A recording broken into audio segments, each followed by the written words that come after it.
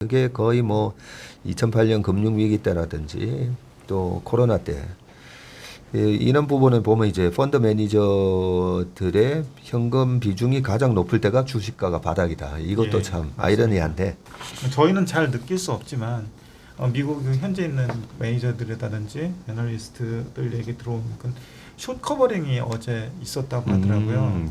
달러 강세가 꺾였다면 넷플릭스 주식을 한번 볼만하다. 이렇게 결론을 내릴 수도 있겠네. 그렇지만 이 치열한 OTT 시장에서 예. 과연 레드오션화되고 있기 때문에 그 부분은 조심해야 된다. 그래서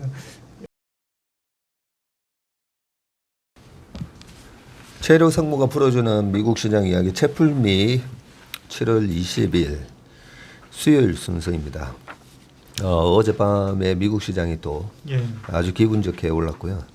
어제 시장이 저는 되게 중요하다라고 생각한 게 그동안에 이제 시장이 강했다가 그저께 밤에 미국 시장이 처음에 강하게 시작하다가 조금 약보합으로 끝났었잖아요. 그 정도는 당연히 이제 강했기 때문에 있을 수 있는 단기 조정인데 시장이 얼마나 강하냐에 따라서 그 단기 조정을 어젯밤에 추가 조정으로 이어지는 건지 아니면 그 단기 조정을 이용해서 이제 바닥 확인했다라고 생각하면 매수세가 또 유입이 될 거니까 어젯밤에 미국 시장이 과연 어떻게 되는지 궁금했었는데 어제도 시작할 때는 플러스 한 1%, 1.5% 시작해서 그저께 밤이랑 뭐 비슷했지만 오늘 아침에 결과가 어떻게 됐는지 상당히 궁금했었어요. 궁금했는데 우리 최상무께서 쭉 한번 그때 상반기에 가장 강했던 섹터, 예. 가장 약했던 섹터가 지금 7월 돌아서면서 이제 거꾸로 바뀌고 있다고 지난번에 말씀해 주셨는데 어제도 보면 그동안에 상반기에 제일 약했던 섹터가 사실은 필라델피아 반도체 지수잖아요. 예, 맞습니다. 반도체 지수가 YTD로 제가 39%까지 본 것 같은데 어젯밤에 4.6% 올라가면서 마이너스 28.9%예요.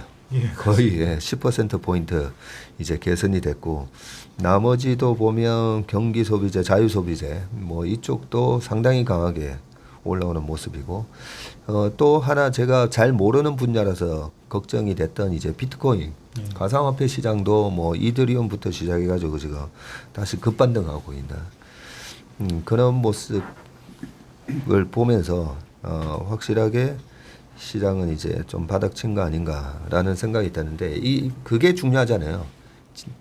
바닥을 쳤다 안 쳤다.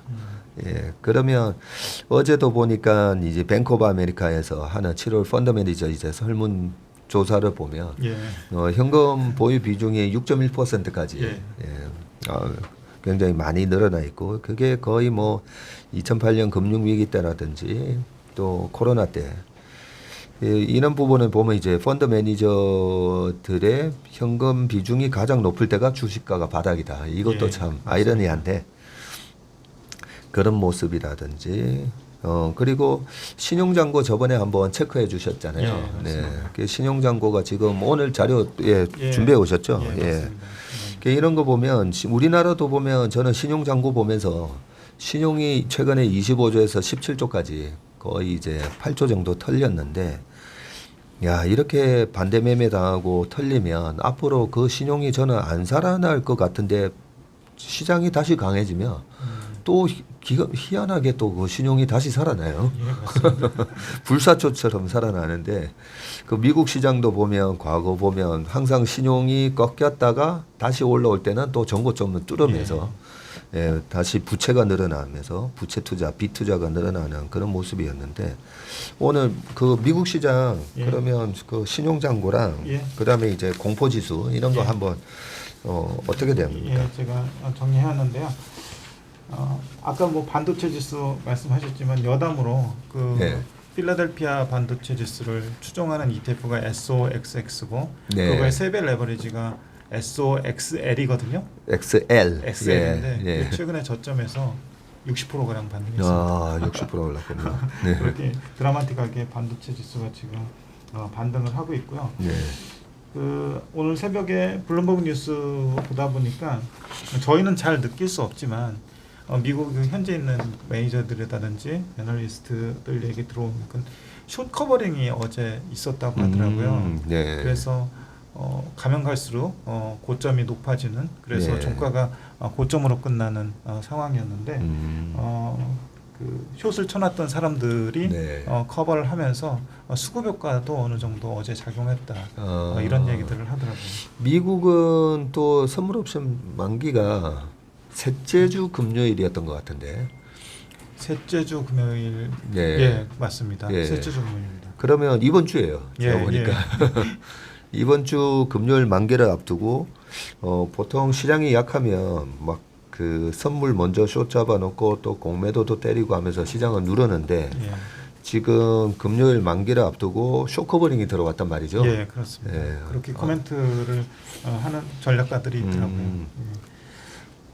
그래서 그 연관해서 수급 관련된 것도 보면은 우리나라도 최근 개인 투자들 중심으로 곧버스 순매수들이 많이 좀 늘어나고 있는 상황이더라고요. 그만큼 네. 또 시장에 대한 공포감이 좀 곧버스 순매수면 또 시장을 또 예. 밑으로 다시 빠질 걸로 예, 보고. 그렇습니다.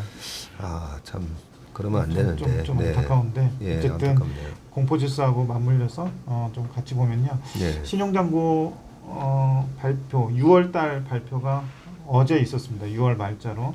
이게 그 발표하는 시기가 정확지 않아서 매일매일 그 검색을 해봐야 되는데 결과적으로 말씀드리면 6월달이 683빌리언을 기록을 해서 전월 대비로는 9%가 빠졌습니다. 꽤 높은 수치가 많이 빠졌네요. 꽤 많이 감소를 했는데 네. 5월 달에는 2.6% 감소한 반면에 6월 달에는 9.2%가 감소했는데 6월 달 장이 상당히 험악했었잖아요. 네. 연준의 어떤 호키시한 스탠스도 있고 경기 침체에 대한 공포도 있었고 그러면서 신용이 꽤 많이 털렸습니다. 그래서 과거 히스토리를 보면은 2020년 3월에 479빌리언이었고요. 네. 계속 올라가다가 2021년 10월에 935빌리언. 거의 두 배로 늘었었네요. 두 배로 늘었다가요. 예. 지금 683빌리언이니까 고점 대비로는 27%가 감소했습니다. 네. 이 수준이 어느 정도 수준인지 좀 보면요.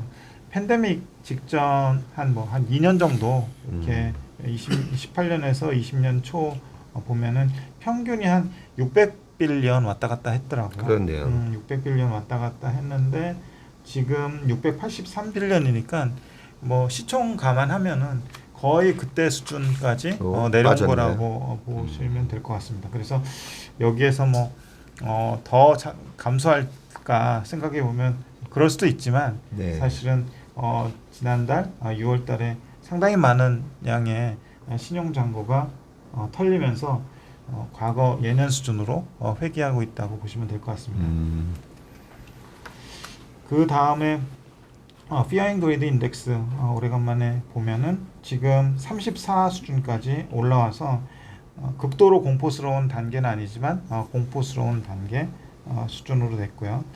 직전 저점이 6월 16일에서 18일 연준이 금리 75bp 올릴 때 예. 그때 기록했던 14였는데 14 수준이 익스트림 피어 영역에 있었는데 거기를 지나서 지금 피어한 영역으로 그러니까 그때보다는 좀 덜 공포스러운 수준으로 조금 올라왔습니다. 그래서 극단적인 공포를 지나서 공포 단계 진입의 중반 정도 이렇게 가고 있는 것 같고요. 여전히 불안 심리나 공포감은 좀 네. 있지만 그때보다는 좀 덜하다 이렇게 보시면 될 것 같습니다.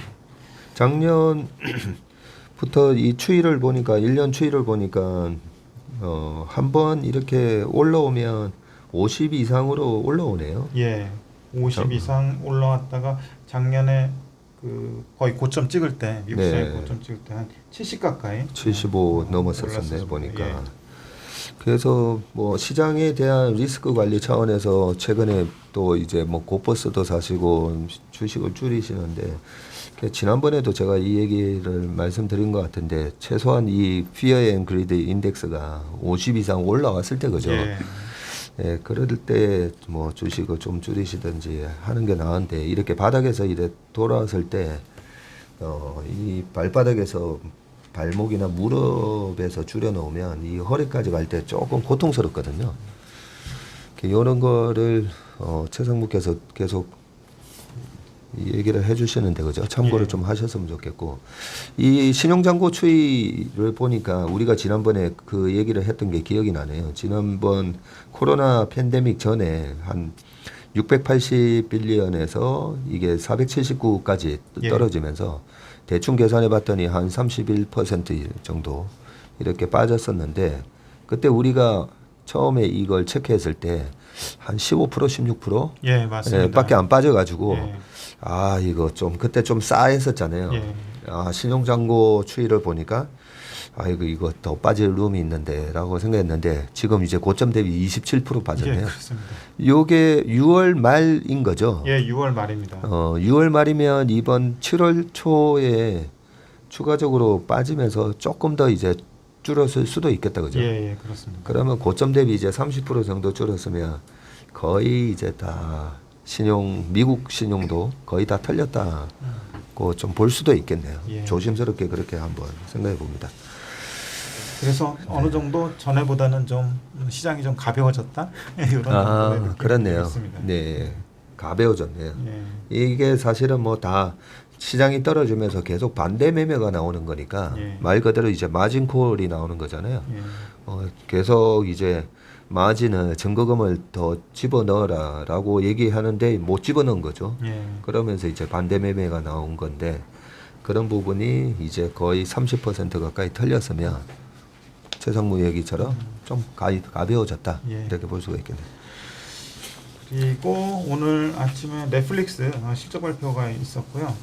이게 좀 중요한 의미를 갖는 게 스테이 앳 홈 시대에 넷플릭스가 대장주 역할을 했었잖아요. 예. 그 이후에 약간 그 넷플릭스를 둘러싼 경쟁 관계라든지 또 리오프닝이라는 뭐 구조적인 영향 이런 것들로 인해서 넷플릭스 주가가 연초 대비로 보면 60% 이상 빠졌습니다. 예, 고점 대비 아마 75% 정도 빠졌을 거예요. 예. 그래서 정말. 이 기업이 앞으로 어떻게 이 난관을 헤쳐나갈지에 대한 궁금증도 있고 네. 실제로 리오프닝 시대에 얼마나 또 매출 감소나 또 인플레이션 시대에 비용 증가가 있을지 네. 그런 것들을 한번 보는 게 좀 도움이 될 것 같아서 네, 가져와봤습니다. 한번 보시죠. 예. 네. 지금 실적 발표 7%가 상승하는데요. 약간 그 상승의 내용은 좀 싱겁습니다. 지난번 실적 발표할 때 200만 명 정도 유료 가입자 수가 줄 거라고 했는데 네. 그보다는 좀 덜 줄었어요. 100만 명 정도 줄었거든요. 그 이후로 그러니까 유료 가입자 감소분이 의외로 좀 적었다. 네. 그런 이유 때문에 상승하는 거고요. 뭐 크게 막 펀더멘탈리 또 본질적으로 뭐 기업의 구조나 체력이 바뀌는 건 아니라고 보시면 될 것 같습니다. 뒤에 이제 표랑 같이 보시면 좋을 것 같고요.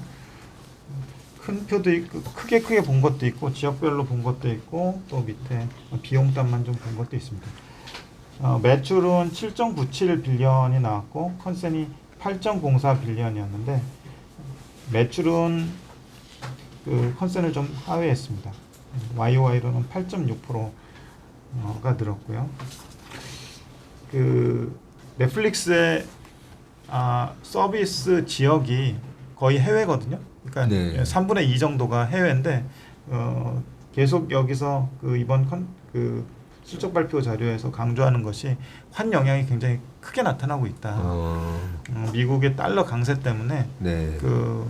환 영향으로 인해서 매출 증가세도 줄고 다른 부분도 영향을 받고 있는데 내부적으로는 달러가 더 강하게 갈 거라고 예상을 해서 매출 증가율이나 이런 부분을 좀 굉장히 보수적으로 또 잡아놓은 것 같더라고요. 그래도 이게 YOY로 예. 우리가 주가가 75%나 빠지다 보니까 예.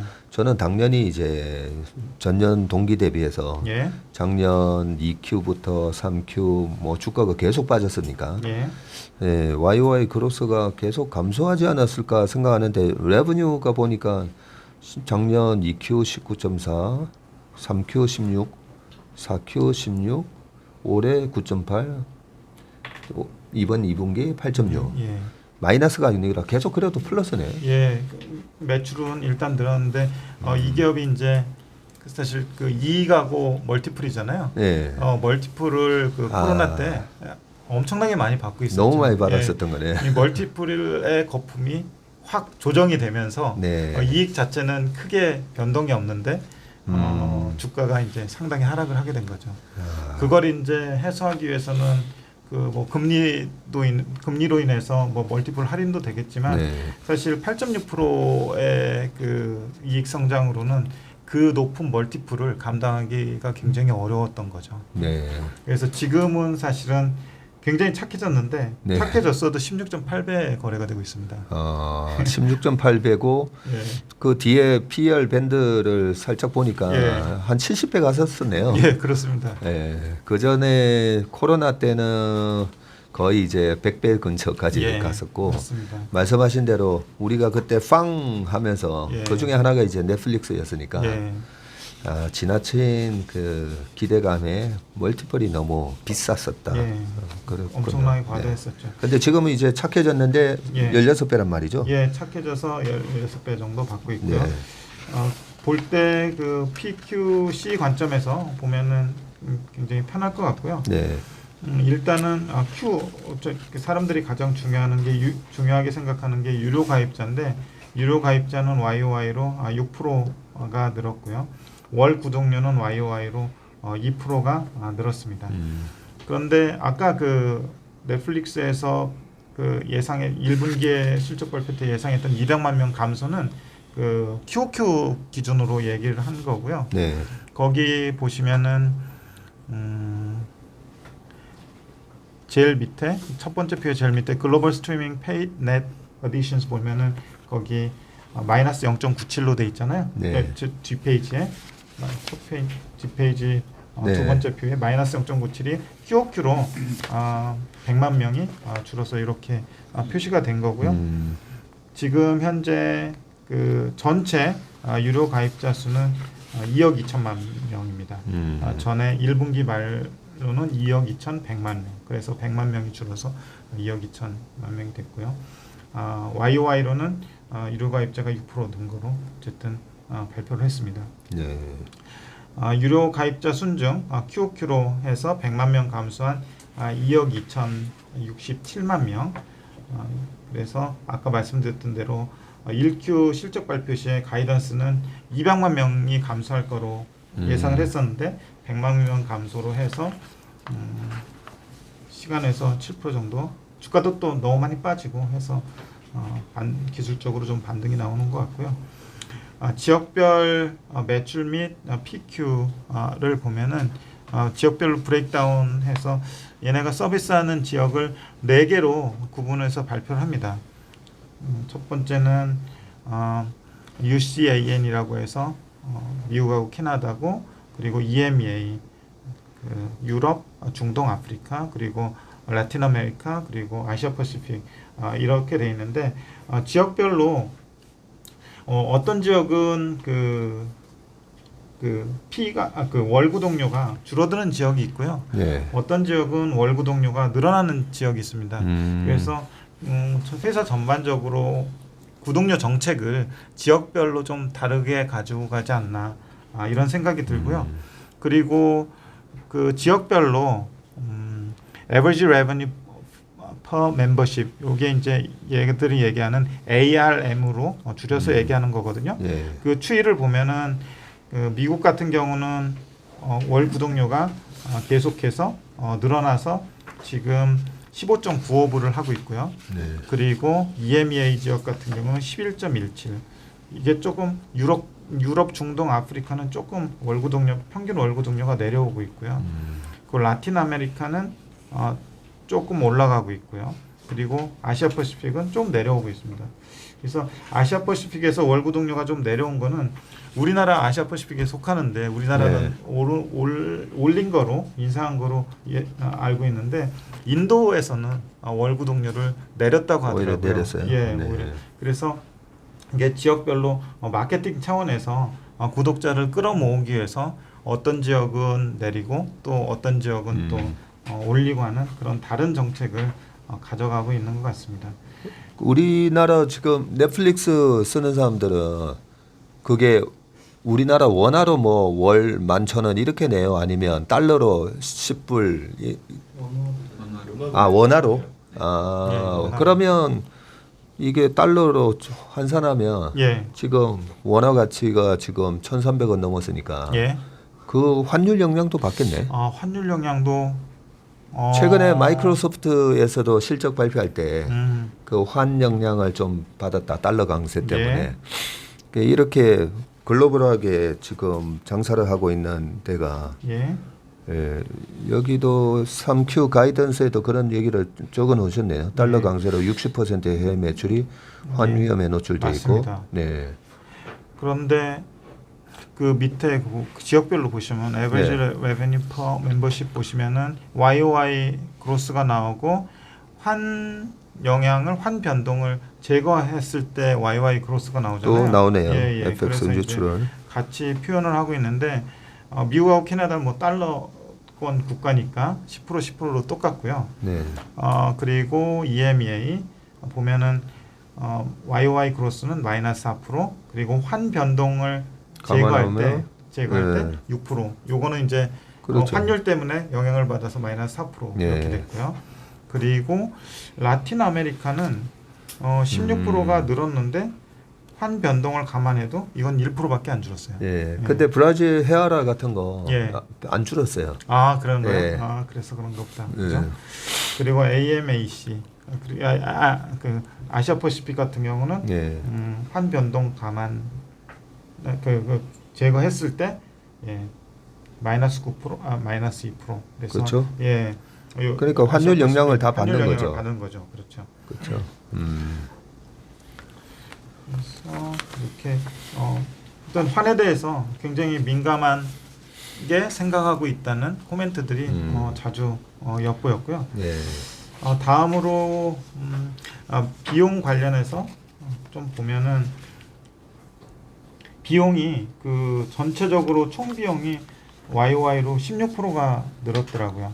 16%가 늘었는데 밑에 보시면은 매출 원가하고 마케팅 비용하고 테크놀로지 앤 디벨롭먼트에서 이게 IT 비용인데 여기에 IT 관련 인력하고 하드웨어, 소프트웨어 비용이 다 속해 있다고 주석으로 좀 표현이 돼 있더라고요. 그리고 일반 관리비 이렇게 돼 있는데 매출 원가가 17%가 늘었고요. 그리고 IT 비용이 YOY로 33% 늘었고 일반 관리비도 23%가 늘었어요. 매출 원가는 콘텐츠 만들 때 들어가는 비용 자체가 늘어나고 있다, 네. 상승하고 있다, 그걸 느낄 수 할 수 있고요. 어쨌든 더 좋은 비용, 더 좋은 콘텐츠를 만들기 위해서 더 많은 콘텐츠를 만들기 위해서 비용은 계속해서 늘어날 수밖에 없을 것 같아요. 근데 IT 관련 비용이나 일반 관리비가 20% 30% 이렇게 늘고 있다는 거는 이쪽에 좀 비용에 좀 부담이 있을 것 같은데 이게 거의 고정비성 비용이잖아요. 네. 그래서 매출 자체가 크게 늘지 않으면은 영업 레버리지 이펙트가 일어나기 어렵겠다. 그런 좀 생각이 듭니다. 그리고 영업이익도 보면은 아까 매출보다 비용이 더 많이 늘었으니까 1.58 빌리언 기록했는데 YOY로 14.6%가 감소했고요. 영업이익률도 19.8%라서 좀 높아 보이는데 이게 YOY로 한 5.4% 포인트가 감소한 수치입니다. 예. 그리고 순이익은 얘네가 그 YOY로 6.5% 증가한 1.44 빌리언 기록을 했는데 그 영업이익 줄었는데 순이익 늘었으니까 좀 뭔가 특별 항목이 있었을 것 같은데 네.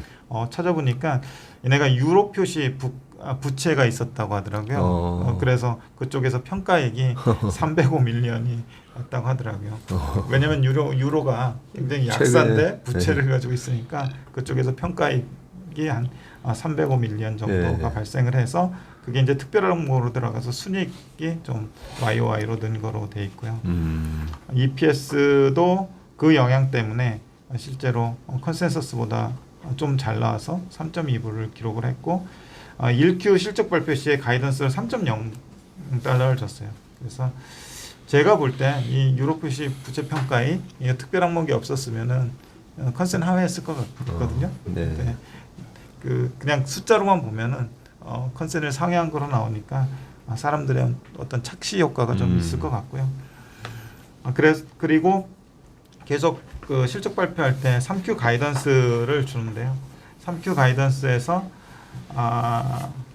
제일 먼저 코멘트한 게 달러 강세로 인해서 60%의 해외 매출이 환위험에 노출돼 있고 계속 환에 노출된 실적하고 환율 변동을 제거한 실적을 같이 코멘트를 했는데 차이가 꽤 큽니다. 3Q 매출이 YOY로 5% 증가한 7.84빌리언을 기록할 거라고 가이던스를 줬는데 이게 환율 변동 시에는 변동을 제거했을 때는 12% 증가한 거로 얘기를 해서 환 때문에 한 7% 정도 손해를 보는 상황이고요. 영업이익도 역시 영업이익은 1.26빌리언 YOY로 29% 증가하는 거로 그러니까 29% 감소하는 거로 얘기를 하는데 좀 이해가 잘 안 되는데 환율 변동 제거 시에 마이너스 3%밖에 감소하지 않는다. 네. 그래서 환율 감안한 환율 이펙트가 여기서는 영업이익 26%가 나오고 있어요. 네. 그래서 요거는 좀 뭐 나중에 이제 컨콜이나 어디에서 좀 듣고 좀 자세히 좀 봐야 될 것 같고요. 그래서 영업이익률은 16%인데 이것도 환율 변동 제거 시에 20%다. 그래서 볼 때 내부적으로 그 달러 강세가 3분기까지 계속 이어질 거라는 전망을 하고 있는 것 같아요. 그렇네요. 예, 그래서 꽤 그 부분에 대해서 보수적으로 지금 얘기를 하고 있습니다. 그래서 달러가 어제 좀 깨졌잖아요. 네. 피크아웃하는 모습을 보였는데 그 피크아웃이 뭐 지속이 되면은 지속적으로 좀 달러 강세가 완화가 되면은 이런 환율에 의해서 손해 보는 것들은 조금 줄어들지 않을까라고 생각을 합니다. 그리고 유료가입자 수 순증은 분기에 100만 명이 증가하는 것으로 되어 있습니다. 그래서 계속 그 유료가입자 수를 보면은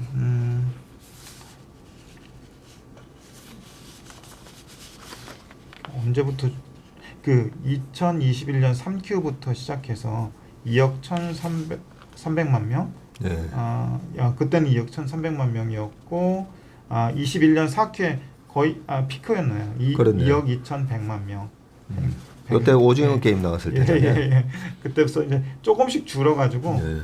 이번 분기까지 2억 2천만 명으로 조금씩 줄었는데 3기에는 이례적으로 좀 느는 거로 가이던스를 줬어요. 네. 2억 2,100만 명. 어떤 근거에 의해서 줬는지는 뭐 얘기하고 있지는 않은데 콘텐츠를 많이 만들거나 좋은 콘텐츠를 뭐 많이 만들겠다. 뭐 이런 식으로 좀 코멘트가 나와 있던 것 같습니다. 그래서 주가 아까 수준을 보면은 연초에 한 600불이었던 게 지금 200불을 하고 있거든요. 네. 거의 이제 3분의 2가 빠져서 상당히 많이 빠졌고요. PER 밴드 이게 뭐 히스토리칼이라고 하기도 그런데 워낙 높았던 구간들이 많았으니까요. 네. 그래서 이 검증이 좀 필요할 것 같은데 어쨌든 지금은 가장 낮은 역사상 가장 낮은 PER 밴드에 있고요.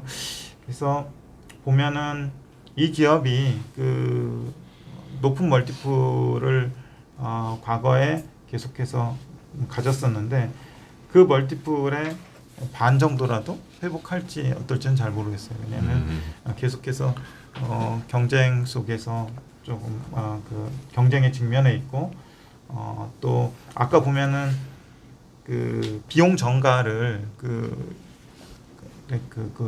월 평균 가입 금액에 해야 되는데 그것도 좀 잘 못하는 것 같거든요. 네. 그리고 비용은 계속 늘어나고 있고 영업이익률 빠지고 있고 그래서 어떤 뭐 지금 뭐 극단적으로 얘기해서 지금 경쟁자들이 굉장히 많은데 그 경쟁자들이 좀 죽어가지고 뭐 과점 형태로 되거나 네. 아니면 이 기업의 뭐 어떤 획기적인 변화가 있기 전까지는 아마 과거에 받았던 멀티플을 받기는 어려울 것 같고요.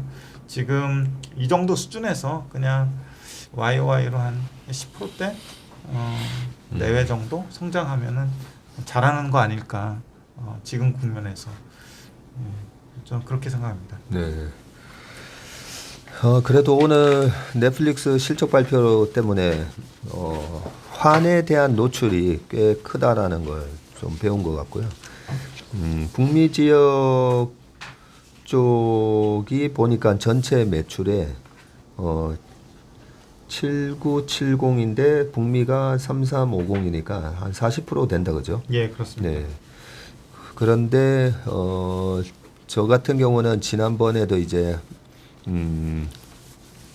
넷플릭스 주가 50% 빠졌지만 아직까지는 좀 아닌 것 같다라고 얘기했던 게 그때 월트 디즈니랑 뭐 아마존 프라임, 애플 TV 등등 해서 이제 경쟁자들이 굉장히 강력한 경쟁자들이 이 시장에 뛰어들면서 2018년도에는 보면 지금 PER 밴드 보시면 150배가 넘었었어요. 그죠?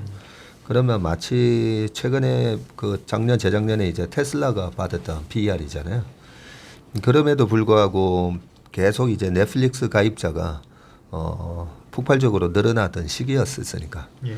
거기다가 이제 코로나 상황까지 터지면서 그랬다가 최근에 보면 저희 집이 넷플릭스 끊고 디즈니 플러스인가 아마존으로 넘어갔던 게 벌써 한 1년 전 이야기예요. 그때 경험을 바탕으로 저는 한 번도 안 보는데 우리 집에서 이제 가족들이 보는 걸 그렇게 옮기는 걸 보고 이제 대안이 저는 아마존도 그 OTT 서비스 하는지 그때 처음 알았어요. 그리고 애플도 하고 월트 디즈니는 뭐 계속 강력한 경쟁자로 얘기가 됐었으니까 그걸 보면서 통신주 같은 느낌이 든다라고 얘기했잖아요. 우리나라 KT, SKT, LGU 플러스 서로 그냥 세츄레이션 된 마켓에서 서로 가입자 뺏어가기. 그렇다면 이런 높은 밸류에이션을 받을 수가 없는 거죠. 그렇기 때문에 50% 빠졌지만 여전히 비싸다라고 생각을 했었는데 지금 이제 요 16배, 17배 정도 요 가격에서 아시아 쪽 저는 요 EMEA랑 예. 그 라틴이랑 에이펙이랑 예. 이쪽의 성장은 꾸준히 이게 가입자가 늘어나는 건지 아시아 쪽은 계속 늘어날 것 같기는 한데 그렇네요. 에이펙의 페이드 예. 멤버십 하면 계속 늘긴 는다 그죠? 예, 예. 라틴은 정체네요. 예. 라틴은 정체고 EMEA가 은근 높네요 보니까 687에서 7074까지 갔었고 예. 그래서 전체 파이 자체는 이제 세츄레이션 된 건지 뭐 휴대폰 보급률처럼 그런 부분은 혹시 전체 파이는 계속 성장하는 건가요? 전체 파이에 대해서 아직 그 넷플릭스가 보급되지 않은 국가들이 꽤 있기 때문에 네. 얘네들이 그런 보급되지 않은 나라들 이를테면 인도도 최근에 공격적으로 하려고 유로 가입비 자체를 좀 내렸거든요. 그래서 그 나라를 개척하겠다고 하고는 있는데 막 저개발 국가들 못 사는 나라들 같은 경우는 이 넷플릭스 볼 수 있는 정도의 생활 수준이 될지 좀 잘 모르겠어요. 왜냐하면은 이미 뭐 한 10불 가격 정책을 어떻게 가지고 갈지는 모르겠는데 예.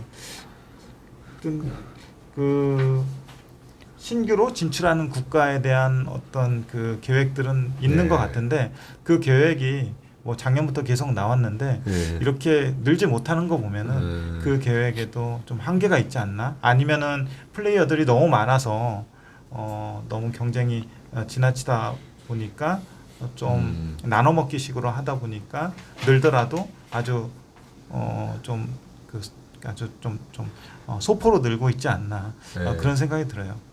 넷플릭스가 1등이잖아요. 예, 1등인데 가입자 수가 지금 2억 2천만 명이니까 예, 디즈니, 애플, 아마존 다 합쳐서 걔네들 다 합쳐서 2억이다 치고 그러면 예. 총 한 4억 명이 이용하고 있다고 보면 되네. 근데 중국은 따로 있지. 넷플릭스나 이거 서비스 안 하고 중국 자체 업체가 따로 있지. 계속 하고 있어요. 하고 있지. 그러면 중국에서는 저거는 넷플릭스는 아예 가입 못 하나? 아예 가입 못 하고 저거 그러면 애플 TV는 그러면 중국 시장 자체는 아예 안 된다고 봤을 때 예. 지금 4억 명이면 제가 봤을 때는 파이가 좀 남아 있는 것 같네요. 왜냐하면 핸드폰이 1년에 13억대에서 15억대 팔리잖아요. 예.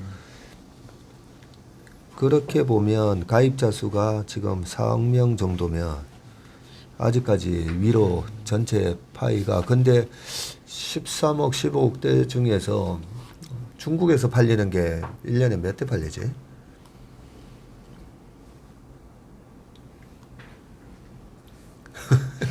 생각이 안 나요. 1년에 한 3억대 팔리지 않을까? 5억대 5억대 정도 팔릴 수도 있겠다. 5, 6억대 정도. 그렇지. 자동차가 1년에 중국에서 한 2,500만 대 하니까 전체 마켓이 한 25%가 중국에서 팔리니까 그 정도 되겠네요.